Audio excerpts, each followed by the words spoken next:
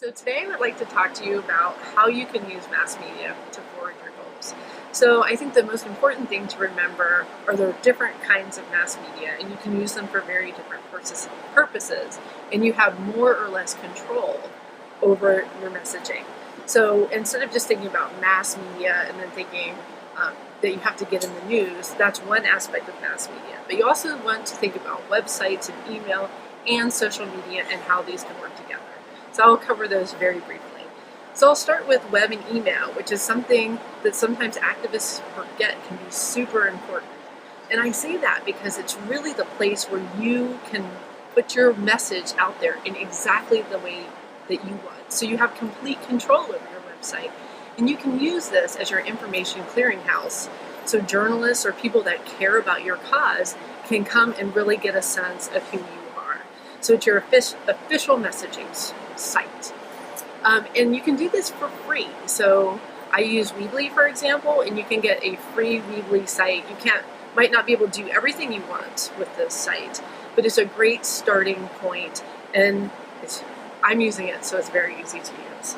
So the second thing you want to think about is your social media. And this might be something you're doing because it's pretty easy, and it's a great way for you to get attention for your issue and to engage people that care about your cause.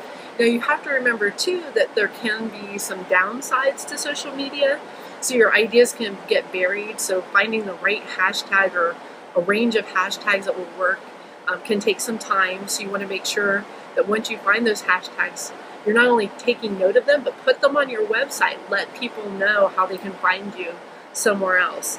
You always have to worry about your opponents or people that don't like your cause, but just keep in mind media is very frustrating to work with, and you have to expect some disappointment, anticipate frustration, and focus on the positive and keep moving forward.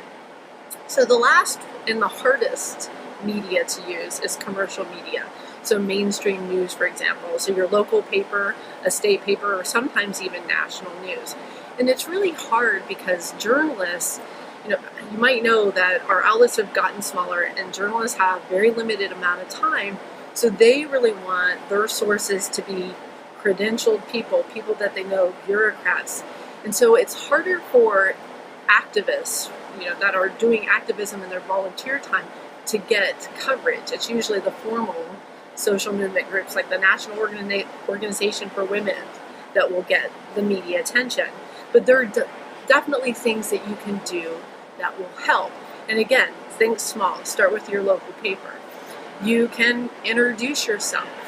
You can make sure this is really important because it helps you establish some relationships with journalists, which will pay off over time.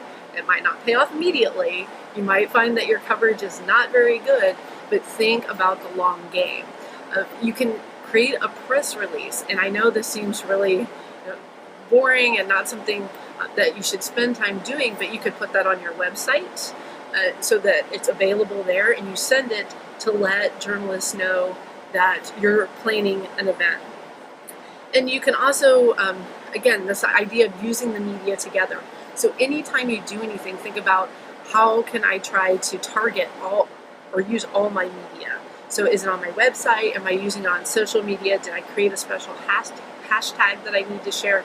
And how can I get journalists to pay attention?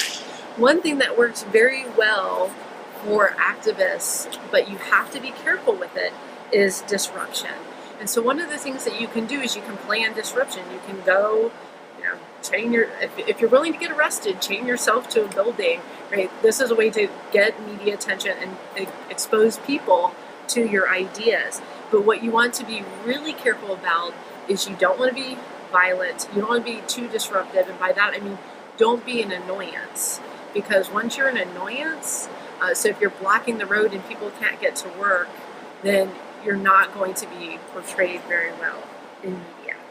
So again, try to think about all these different ways that you can use media, and when you can, get them to speak to one another so that you can maximize your benefit. And media is going to be your best friend and your worst enemy, but kind of stay focused on that positive part and just keep moving forward.